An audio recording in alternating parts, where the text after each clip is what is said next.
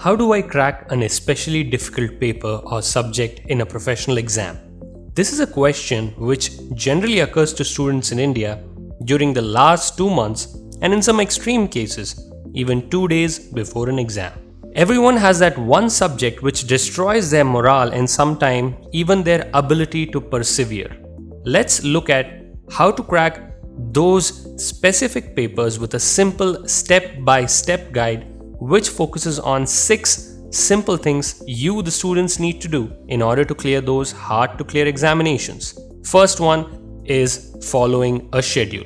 No matter how much I stress the importance of this one, it will be less. A critical part of preparation for any exam is to make sure that you have enough time for preparation. Coming up with excuses like, I didn't have enough time to prepare, my college timings are so strenuous, my work life is so packed, I am unable to focus, are all things which can be resolved using a simple schedule. If you are averse to writing down a timetable, there are many apps both on the Google Play Store and the Apple App Store which help you do the same. And remember, the key is to follow the timetable, not just write it down and later on tear the paper and throw it in the garbage bin.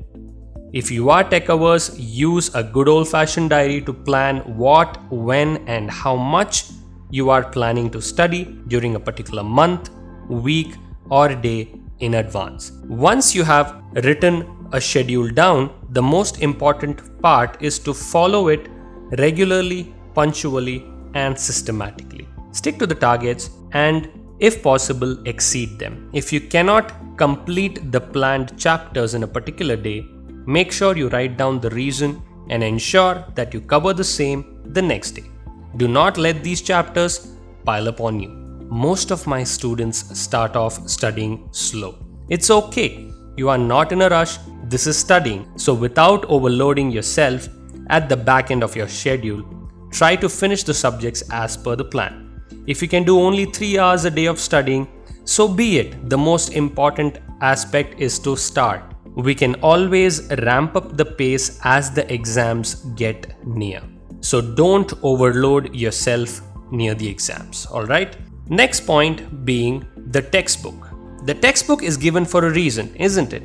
Every chapter in your textbook has highlighted points, paragraphs, flowcharts, etc. Now, if the institute itself has spent its efforts to highlight that particular topic, it must be important, isn't it? Use these to understand and summarize larger topics. These also help during your revision. They give you the right kind of context to a particular topic and never ever miss them. Chapter summaries and lesson roundups. Most study materials include this. Generally towards the end of a chapter, they tend to be summarized versions of the most important aspects covered in the chapter. It is a great tool for recollection, and once you use these, make sure that you try to highlight the points which are covered in these chapter outlines or lesson roundups inside the text of that particular chapter. Once you're done studying a chapter, lesson, unit or a subject, make sure you test yourself. Try to find out whether you have truly understood the chapter or lesson by attempting the questions given at the end of each chapter. Some books and courses even give you suggested answers for these. Even though you might be tempted to look at the answer given in the textbook,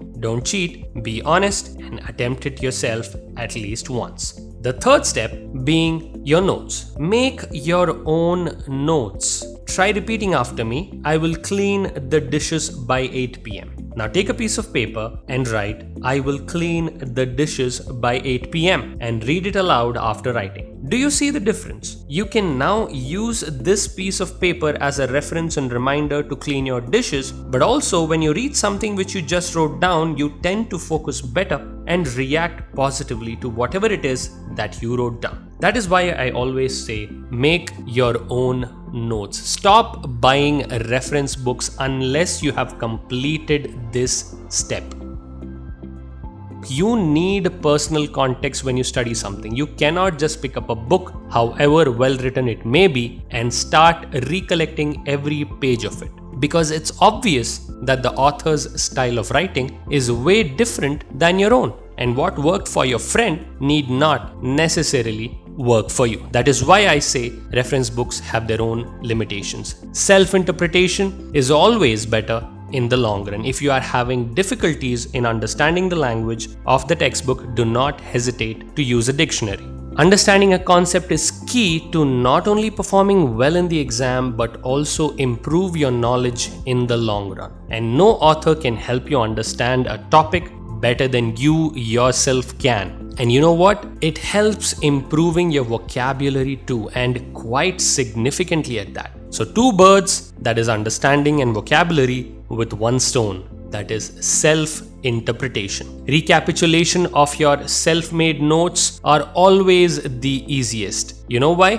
Because you wrote them down yourself. And in case you have doubts, make sure that you follow the next step, that is avoid all shortcuts. Most of us are always trying to find a shortcut. Who doesn't love a good old-fashioned shortcut, isn't it? Imagine the happiness you get when you don't have to stand in a queue while billing and paying for your items in a supermarket. Wonderful feeling, isn't it? But no, that doesn't work for exams. Even if it does, you end up clearing an exam, you are definitely going to be found out later, either in an interview or during your employment or practice, that you are weak in that subject. So what's the solution, you ask? Do it the right way. Don't depend on crash courses only. There is a reason why they are called a crash course. You know why? Because most people crash to their failure using a crash course only approach. Who doesn't like a good night of sleep here? Yes, I am looking at you, dear student. You don't like sleep? All your life, you were used to sleeping 7 to 10 hours. Once you join these courses, you are barely awake, your eyes are puffy, dark circles below them, receding hairline, increased stress. And for what? This course? I know it's a great course, but seriously, there is a simple solution to this. Wake up early. Now you all will say it is easier said than done. Yes, you are right. So all of you watching this video after 12 in the midnight, go sleep. No use watching this video so late, because you'll probably forget that you even watched a video like this by tomorrow morning. There is a reason why owls stay awake in night. They are called ullu in Hindi. That doesn't mean there are no advantages to studying late. There is, I agree, lesser disturbance. It is more comfortably suited to your lifestyle, and you have easy accessibility to the bed. But the disadvantages far outweigh the gains, if any. Health issues, lack of attention during the day, tiredness and lack of energy, binge eating, obesity, all of these are some of the disadvantages of studying extremely late. Shortcuts invariably lead to more stress, and they lead to study overload before the exams. You need to look like this before an exam, not like this. So you tell me, which student looks more primed for success? The next step is practicing the previous examination related questions. Now you don't have to tell us this, sir, is what you say. यही काम तो हम लोग सही से करते हैं. I know many students use question banks, mock tests, mock exams, test papers, etc. to practice, but you have to keep the following things in mind.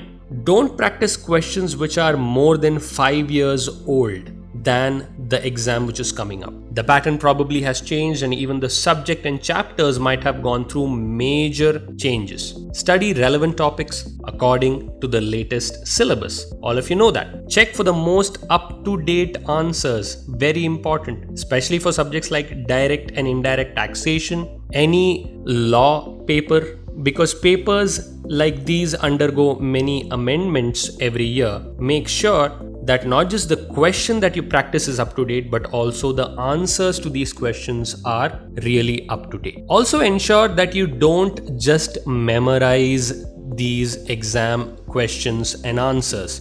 Don't become a cram machine. Practice by writing and practice without cheating and looking at the suggested answers. This is not a viva for you to orally memorize things. Different exams have very different preparation styles. For example, MCQs, multiple choice question based examinations, have a very different style of preparation. You need to focus more on different types of questions relating to a single topic and make sure you practice them again and again. Descriptive examinations have a very different style of preparation compared to a viva, and some courses even give you an open book examination where you can carry the textbook and you need to quote answers from the textbook. So different types of examinations have different styles of preparation. You are going to write an examination. If you're going to write an examination, your preparation should also ideally focus on writing, isn't it? This is not rocket science. This is common sense. Now, coming to one of the last points is revision. Revision is the critical component of any preparation, but many students fail to study the original subject and start directly with revision. Now, that is wrong. The steps we have discussed should be followed in the chronological order suggested here. Now, I'm not saying that I have come up with the secret for guaranteed success, but me and most of my students who have stuck to these 6 points have ended up clearing our examinations, and most of us have cleared it in our very first attempt. So I'm only preaching what I have practiced myself. So revise closer to your exams, and remember, revision is not and will never equal correct and proper preparation. So to summarize, follow a schedule. The textbook is given for a reason. Make your own notes, try to avoid shortcuts, practice previous exam questions, and make sure that you revise during the proper time right before the examination. I know these might sound simple and easy to follow, but trust me, they are very hard to accomplish successfully. So start implementing these into your study schedule and start seeing results. For more such videos, including actual video lectures on various topics relating to chartered accountancy, company secretary course, and cost and management accountancy courses, subscribe to our channel. If you like this video, don't hesitate, hit that like button. So until next time, this is Harish signing off on behalf of LearnCab, and I thank you very much for staying till the end of this video.